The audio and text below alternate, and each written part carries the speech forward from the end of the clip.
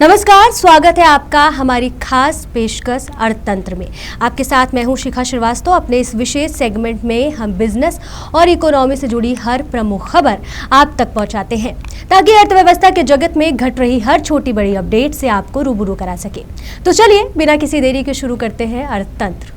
पिछले हफ्ते पेश हुए केंद्र सरकार के बजट से भले ही लोगों को कई उम्मीद पूरी नहीं हुई है, लेकिन सोना खरीदने वालों को वित्त मंत्री निर्मला सीतारमण ने खुश कर दिया है। बजट में कस्टम ड्यूटी में कटौती के प्रस्ताव के बाद सोने की कीमतों में अच्छी खासी गिरावट देखने को मिली है। अब घरेलू स्तर पर कीमतें ऐसे स्तर पर आ गई हैं कि लोगों को दुबई से सोना खरीद कर भारत लाने की जरूरत नहीं पड़ेगी। दरअसल भारत में सोना कई अन्य देशों से खासकर दुबई की तुलना में महंगा रहता है। यही वजह है कि लोग दुबई से सोना खरीदना पसंद करते हैं क्योंकि वहां सोना सस्ता पड़ता है। लेकिन अब बजट में सोने पर कस्टम ड्यूटी में कटौती के बाद दुबई जितना सस्ता सोना भारत में ही खरीदा जा सकता है। दुबई में कारोबार करने वाले भारतीय जौहरियों का कहना है कि कस्टम ड्यूटी में कटौती की वजह से भारतीय खरीदारों के लिए दुबई से सोना खरीदने की चाहत कम होगी। उनका कहना है कि देश और विदेश में गोल्ड पर लगने वाली ड्यूटी के बीच अंतर कम होने और बजट के बाद देश में सोने की कीमतों में गिरावट से फर्क पड़ने वाला है। इससे विदेश खासकर दुबई से सोना खरीदने के ट्रेंड पर लगाम लगेगी। भारत में युवा बेरोजगारी की समस्या से जूझ रहे हैं, लेकिन केंद्र सरकार का कहना है कि युवाओं को नौकरी को लेकर ज्यादा चिंता करने की जरूरत नहीं है। आने वाले समय में हालात बेहतर हो जाएंगे। दरअसल लोकसभा में प्रश्नकाल के दौरान केंद्रीय श्रम मंत्री मनसुख मंडाविया ने कहा कि नौकरी जाने को लेकर युवाओं को चिंतित नहीं होना चाहिए क्योंकि देश की बेरोजगारी दर में 3% की कमी आएगी। मनसुख मंडाविया ने कहा कि मौजूदा बेरोजगारी दर 3.2% है, जो कि 2017 से 18 के समय में 6% थी। साथ ही उन्होंने भरोसा जताया कि भविष्य में इसमें 3% की कमी और आएगी। दुनिया की सबसे मजबूत अर्थव्यवस्था वाला देश अमेरिका कर्ज में डूबता जा रहा है। अमेरिकी फेडरल गवर्नमेंट का कर्ज $35 ट्रिलियन के करीब पहुंच गया है।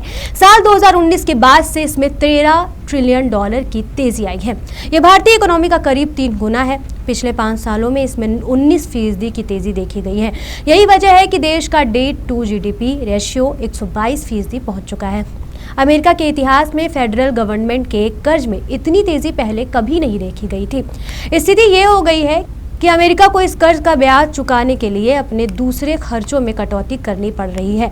अमेरिका का कर्ज हर 3 महीने में करीब $1 ट्रिलियन बढ़ रहा है। जानकारों का कहना है कि अगर अमेरिका का कर्ज इसी रफ्तार से बढ़ता गया तो 2054 तक ये देश की अर्थव्यवस्था का 166% पहुंच जाएगा। भारत दुनिया का मैन्युफैक्चरिंग हब बनने की तरफ तेजी से आगे बढ़ रहा है। हाल ही में प्रकाशित हुई एक रिपोर्ट में इसका खुलासा हुआ है।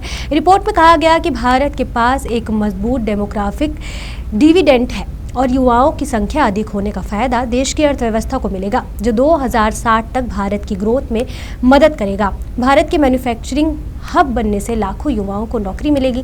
भारत में इलेक्ट्रॉनिक्स, ऑटोमोटिव, कपड़ा और फार्मास्यूटिकल्स समेत कई उद्योगों में मैन्युफैक्चरिंग गतिविधियां तेजी से बढ़ रही हैं।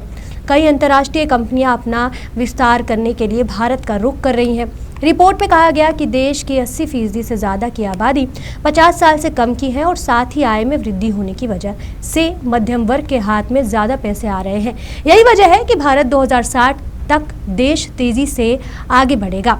वैसे भी मौजूदा समय में भारत दुनिया की सबसे तेजी से बढ़ती हुई अर्थव्यवस्था है। अर्थतंत्र में फिलहाल के लिए इतना ही। तब तक के लिए मुझे दीजिए इजाजत और आप देखते रहिए जनहितैषी।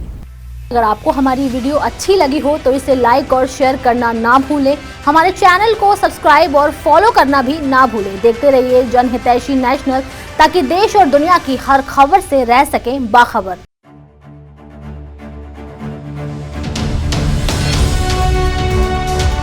जनहितैषी, टीआरपी नहीं भरोसा आपका।